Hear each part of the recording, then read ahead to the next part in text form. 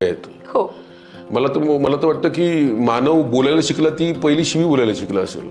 सांगितलेलंच आहे की माणूस पहिला गुरगुरायला शिकला. आता हे गुरगुरण्यात पण त्याच्या शिव्या होत्या. त्याला माहिती नव्हतं की माझं हिच्यावर प्रेम आहे, तर मी हिला सांगू कसं, भाषाच अस्तित्वात नव्हती. पण राग आल्यावर गुरगुरायचं हे त्याला माहिती होतं. प्रेमात आल्यावर गायचं हे त्याला माहिती नव्हतं. तो माणूस झाल्यावर शिकला. याचा अर्थ पहिल्या शिवीचा जन्म झालेला आहे. शिवी ही भाषेचा अलंकार आहे, दागिने आहेत ते. त्याच्याशिवाय भाषा पूर्ण होऊ शकत नाही.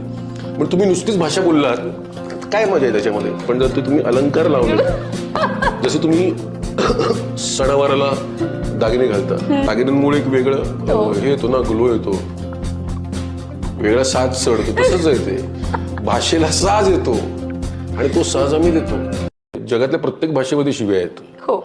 मला तर वाटतं की मानव बोलायला शिकला ती पहिली शिवी बोलायला शिकला असेल. सांगितलेलंच आहे की